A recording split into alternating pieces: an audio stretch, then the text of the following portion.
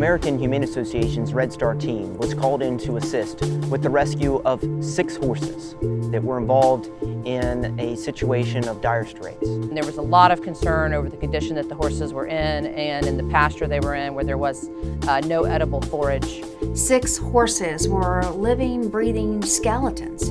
And they certainly needed the care of our wonderful volunteers and dedicated veterinary staff. We saw horses that their hip bones were showing, their ribs, on a body score of 1 to 9, 1 being the worst. They were 1s, several of them were. If we didn't have the resources that we have with American Humane, these little guys wouldn't have made it. We had one horse that was down, that's Scooter, and he couldn't really keep his head up. When a horse is down, the horse is on the ground and unable to rise. In this case, it's literally due to the body's resources being completely depleted due to starvation. We immediately administered oxygen, IV fluids, and then used a truck lift with the ropes placed around him to ease him into the trailer so that we could get him to our undisclosed emergency shelter to provide 24-hour ICU care. We're here in Tennessee right now, the first week of August. It's brutally hot and humid. So you got flies that are biting, but for us, it's about getting them into a situation where they are not in critical condition. We have 2 miniatures, a pony, and 3 horses. The pony, Cash, he's had some diarrheal issues just due to being back on food, but he's starting to come around. And then there's little Katie, our Palomino miniature horse, and she has responded to care extremely well. And then there's Clarabelle, our dwarf miniature, and she has needed some intensive care, but she's starting to turn the corner. And then our 3 horses, Trigger, our young Palomino, was one of the most severely affected. He was very weak on the scene. And then we have Sally Joe, and she's still very weak. She's one of our thinnest. And then Scooter, certainly the one that we all were very worried about when we arrived on scene. He's required a lot of different IV fluids because his protein levels were so low that his lungs were filled with quite a bit of fluid. So we're having to carefully monitor his blood work daily to make sure that we're giving him the electrolytes and the protein that he needs. He's had 1 blood transfusion so far, and he's on oxygen periodically, but he is doing much better now.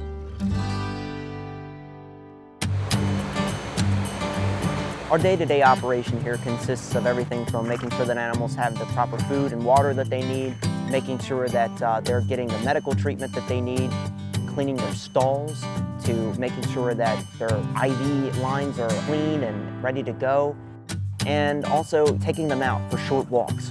We need to build up their strength, their endurance. We need to make sure that they're healthy and make sure that they're comfortable. These animals have gone through a crisis, they're stressed, and when we're able to get them into a temporary shelter, we're able to show them that we're there to help them.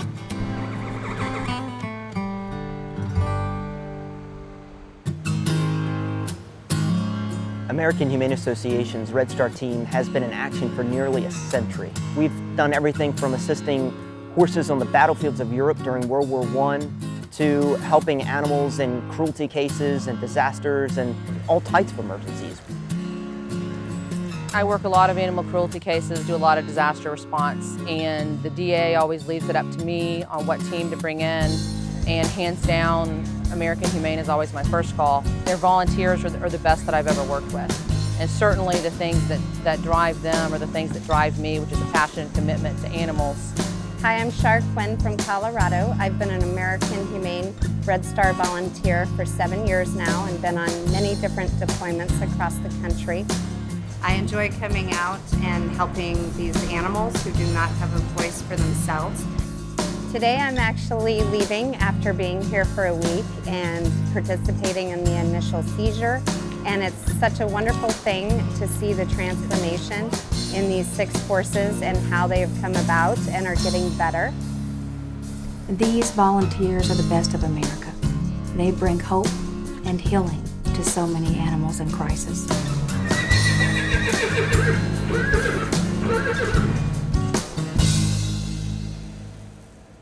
Our 82-foot rescue rig is really the flagship of our support units and regional units. They allow us to be able to have a place to sleep. Our regional units can be used to temporarily house a small number of animals. They can be used to transport animals. They also carry vital equipment. This is our mobile command unit, and we use this area to run our operations. As you can see, we've got the computer going, we've got monitors, and as you can see on this side, I have my cot, and this is so that we can stay here on site. We try to be as self-sustaining as possible. In this operation, we're running everything for 24 hours a day, 7 days a week. Here we go, my comfy bed for the night. Here we are at the back of Lucy, and as you can see, we have a ton of supplies. Along the top, we have catch poles, we have oars for our boats. We even have materials so that we're able to take care of ourselves when we're living on site.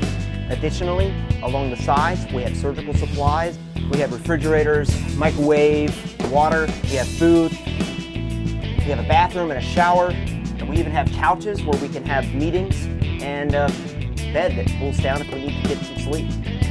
You know, we can sleep up to 12 responders. That really allows us to bring in a lot of extra hands to help these animals stay on site.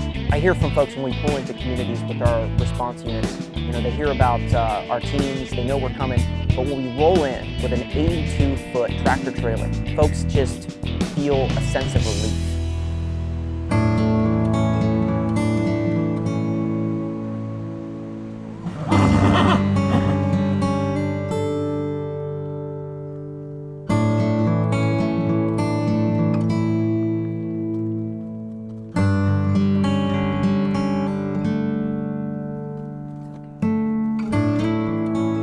It's really amazing to see the transformation of these animals. From the time that you bring them in and they're scared and they don't know what's going on, to the time that they realize that you're the one that's bringing them food. You're the one that's there helping them to feel better. We literally had to hold Scooter's head, feed him oxygen, and just be there with him. And I could see in his eyes that he had just given up. But now to see that he has this will to live, it's just breathtaking.